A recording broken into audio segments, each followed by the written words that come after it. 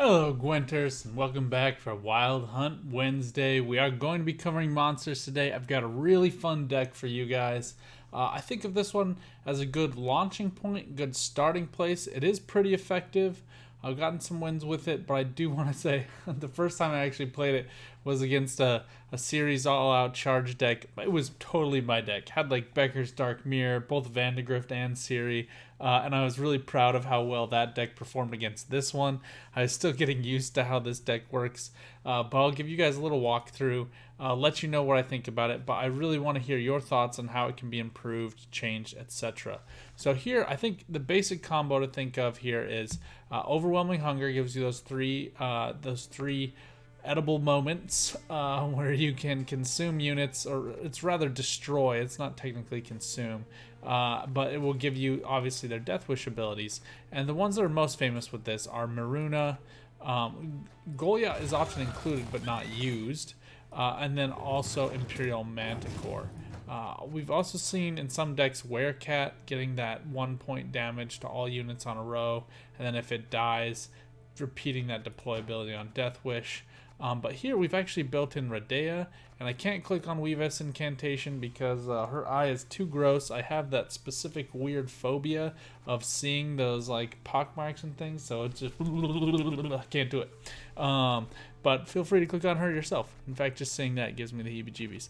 So we're going to move past her. Otherwise here we've got singles of every unit because we can't break Radea. Kikamor Warrior, Fiend boosting all these Death Wishes, but Kikamor Warrior getting us some of those extra destroys for the Death Wish procs, getting some good value there. Bridge Troll, Rot Fiend kind of being inverted existences of one another. Bridge Troll playing for 4 with a 4-point boost, and Rot Fiend 4 points with a 4-point damage. If you have to choose between the two, I find the damage to be more useful, just as a general rule. But you could here also add in, like, if you wanted to add in some removal cards, I would recommend Predatory Dive. That'll get you a destroy on your own unit, automatically eliminate one of your opponent's units. Kind of just depends on how you like to use this. Just because I'm showcasing the deck, I do want to keep in Harpy's Egg, but I would probably swap out Harpy's Egg for Predatory Dive if you wanted this to be a little bit more offensive. But Weavis Incantation here, don't look. Triggering a Death Wish ability anytime a Death Wish unit is played. They've boosted her up to 5 points, so she's a little bit harder to remove. More in line with, like, I think of like Artis for Skelga, or although weirdly I think it's probably similar to Prophet Lebiota for Northern Realms, who sits down at 6. So not strictly as equal there, but still really valuable. And Lebiota actually playing for 9 provisions as well, so Lebiota quite good. Here we're going to go ahead and jump into standard match on ladder. I'll walk you a bit through how this deck works. This deck is really good with tempo using leader ability. The other unit that we have in here is actually an artifact, and it's going to be Frightener. And Frightener is going to spawn from the artifact into a 12-point immune unit, kind of bracing itself against everything except Igni. Since it does just play for 12, it's not boosted to 12, so it's not subject to Yrden. So really good value. You just have to destroy 3 units on your side of the board. So for that, it can be a little tricky in a very short round. You can use your leader ability to get it done, just not always recommended. So here, Andregalarva, very useful.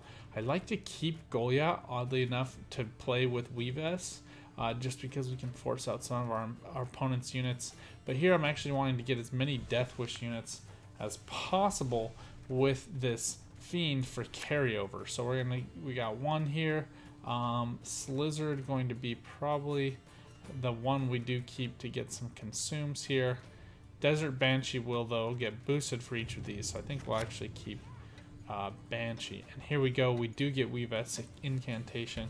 I'm just going to have to see how hard this Northern Realms player wants to go this round. But Radea will give us this faction stratagem, which can be really useful against certain opponents.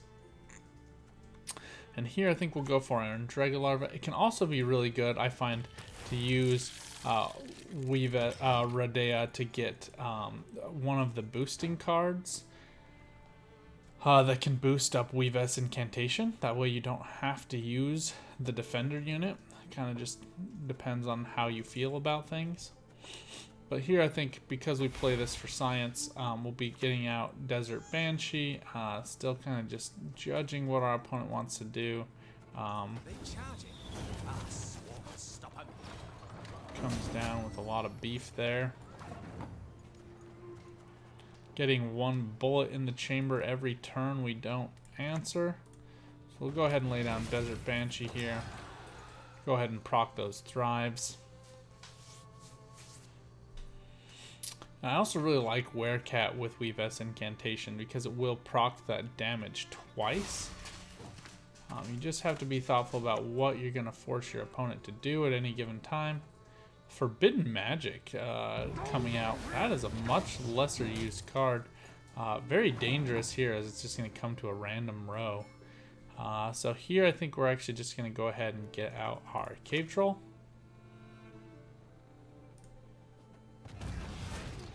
We'll save Redea for another round, just because she does represent so many points, so much tempo. She plays really well, in my opinion, with Haunt, just because you can tempo out so many points. Naglfar being really helpful here for some draw consistencies, getting out one of the golds you're okay with losing. I find her to be quite valuable. Naglfar is just really nice card for those consistent draws, and it is only 9 provisions, so just a little bit better than a Neuromancy with kind of the same idea. The only downside is it is just golds, and you do have to play one of the 2 cards. It's not total options, but from how this deck is built and how the golds are arranged, I find it to be as good, if not better, than a Neuromancy. As you get to put the other card into your hand going into the next round. Hubert Wreck being an interesting choice here from the opponent. Lead coming down on Defender. That's fine. We'll go for Weave's Incantation here. And now we can get some really great tempo. Werecat is going to damage each of these units by 2, rather by 1, 2 times. So get a lot of damage going off here. Really good value for us. That's going to be 1, 3, 5, 7, 9 points of damage just to that ranged row, plus a 3-point laydown. So really good value. And we can actually boost it up to 3 times if we play this Werecat. Redanian Archer, I think, setting up for this Cadwani Revenant. Decent play by our opponent. We're going to let him proc that. And then we're going to go ahead and play our Werecat. It also has Thrive, so this will be really helpful. And as you see, we get some really good value there.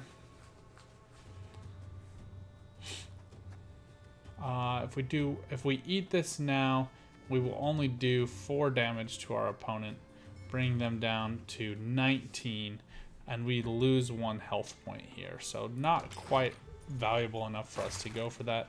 Instead, I think we'll be playing Goliath and consuming Goliath, really destroying some of Northern Realms. Really potent ability going forward. And I'm sitting at this because I do want to play him kind of no matter what my opponent does. It is a bit risky to get Goliath out twice and to pull out 2 of the opponent's units, but losing here is not the end of the world since we are on red coin.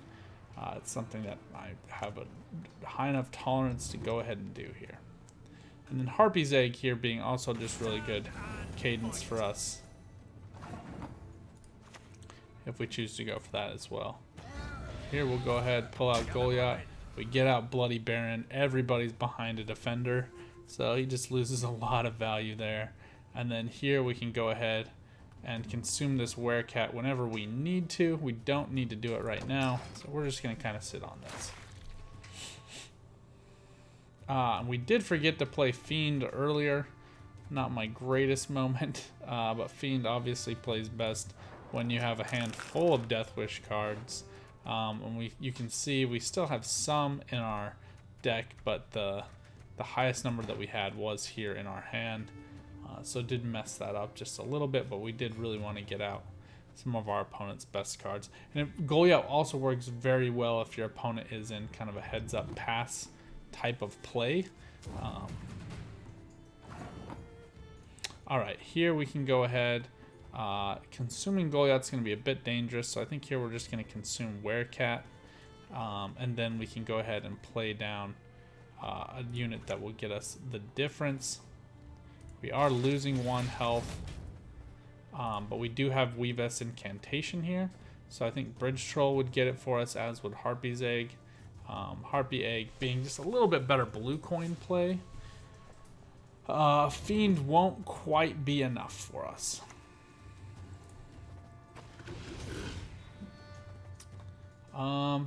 Here we do actually get enough. This is going to be a 7-point play for us, so I'm going to risk it. We're going to go ahead and destroy the Goliath. We get out Dandelion. We need to consume 1 more unit. We're just going to do this. There we go. Because he was bleeding, I didn't want to head that into a tie. But we do get out Dandelion. We do get out Bloody Baron. That really handicaps our opponent's ability as Northern Realms to get those crazy plays in a long round 3 that they're often looking for. Here we do get Naglfar. Fiend we're going to go ahead and put back. Its usefulness has kind of come to an end. Night Wraith, Harpy's Egg being really pretty good. 5-point plays on the upswing. So Night Wraith coming down for 5 with an additional 2 for a total of 7. Harpy's Egg for a total of 8 with that additional Harpy. Northern Realms not really running a lot of locks these days, so I think we're pretty confident there. And we can actually use Radea here for 13 points with her, with the Monsters special. We do want to kind of choose one of these gold cards. Not wanting to do that quite yet, though, just because we don't know exactly what our opponent's going to do. So here I find Radea to be really pretty good play to melee. We get this Urn of Shadows. This can be really good. Excuse me. Blue coin play against certain factions with Rot Fiend in hand, because you can go ahead and trigger that Deathwish ability and then consume it with Overwhelming Hunger or a different consume unit to get out a total of 8 damage using your Urn of Shadows and one of those consumes. So it can be pretty good flexibility on both sides of that. Here our plan though is going to be to use it to proc one of these extra Harpies. The two rats from Night Wraith not being phenomenal choice. But here we will want to get out Night Wraith first and then put down our Harpy's Egg and then spawn the extra Harpy, the extra unit.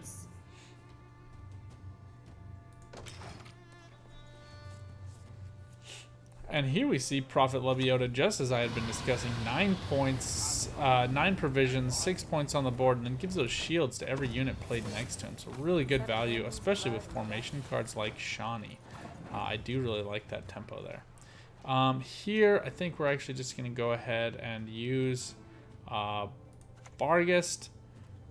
Anticipate we will maintain dominance with our Radea.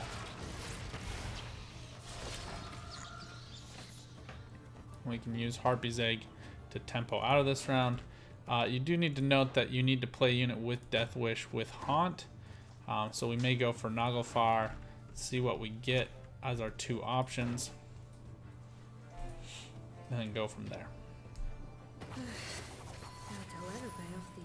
R2's adept working as a good companion to Shawnee. Our opponent getting really good tempo with that. Here we do have Frightener and Haunt. I think we probably want to play Frightener, as we can consume 3 units using Slizzard and Barghest, and then you can use one of our leader charges if necessary here. So this being a little bit tighter than I'd like it to be, going a little bit longer than I'd like to usually tempo out of, but I think we can force our opponent to make some tough choices going forward here. But Slizzard will be a good consume here on the Radea. That'll get her up to 13 points. And we still have some tempo we can get out here. with this Harpy's Egg. Harpy's Egg here representing 3 plus 5 plus 5, so 13 points, and then it will flip this Dormant Frightener as well once we use these two abilities and our leader ability. We are a little bit shy on Deathwish units with Haunt. We do have Manticore, Maruna, and Rotfiend, as well as Noonwraith. So we will be digging for 2 of those units with the Haunt. So it will be a little bit nerve-wracking, but I think we can get this done. So you go ahead, play Harpy's Egg here, use Urn of Shadows to proc that Deathwish ability. We'll consume it Actually, we'll consume Radea with Slizzard, as their highest unit is 10. Then we'll use Barghest to consume this Harpy's Egg. And then we can go ahead and use one of our leader charges to consume one of these rats. Would have been better to have used that at a different time, I think. But here, still seeing really good value and trying to pressure our opponent out of 2 cards instead of just 1. But we'll just have to go ahead and see what happens. Northern Realms being really good in the long round, us being forced to make some tough plays with that Frightener, and showing you guys just a little bit about how this deck can work. Obviously, certain decks can do a lot of things. Doesn't mean you should try to all do them all in a card down round where you're on blue coin in second round. But you know, we're here for science.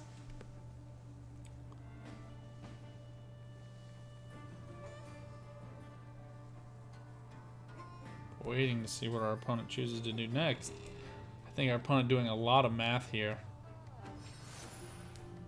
Counting up those vitalities, the stringer boosts, the leader charge, some of these other plays. We did get Visigotta out. Our opponent now just running out of time in terms of being able to do everything. But they were able to close that out. Us having just a little bit of lag, they were able to just close that gap by a hair. Worked out very well for them. So here again, I'm just looking for Deathwish units. And Dragon Eggs are Deathwish. Imperial Manticore also Deathwish.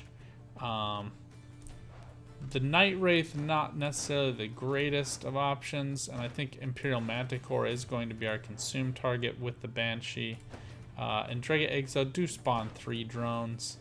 But I'd really prefer to see Maruna, but I'm not really wanting to take that gamble here.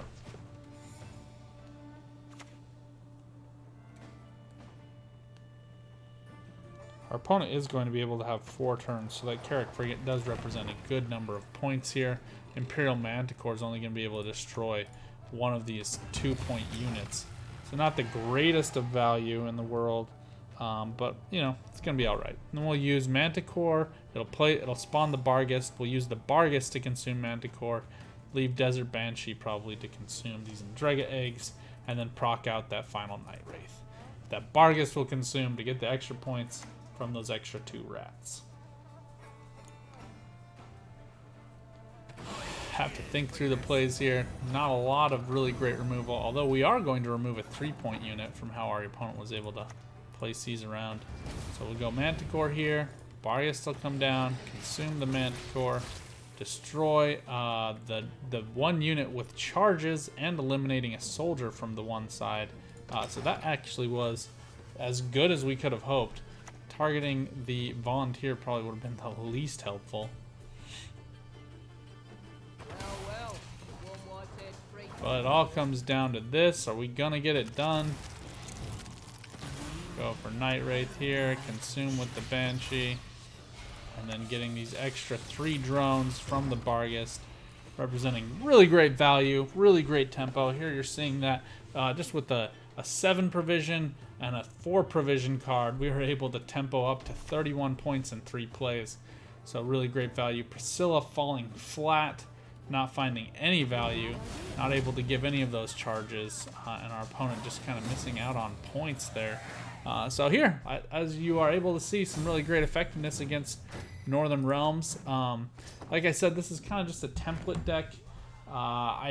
Join me on Twitch if you want to see more video but I think we're just going to kind of wrap this up with one game. If you want to see more, obviously, like I said, join on Twitch. If you have thoughts, please let me know. But I think there's a lot of cool stuff that you can do with this deck, using it as a template going forward. But look forward to talking to you guys next time. Good luck on the path.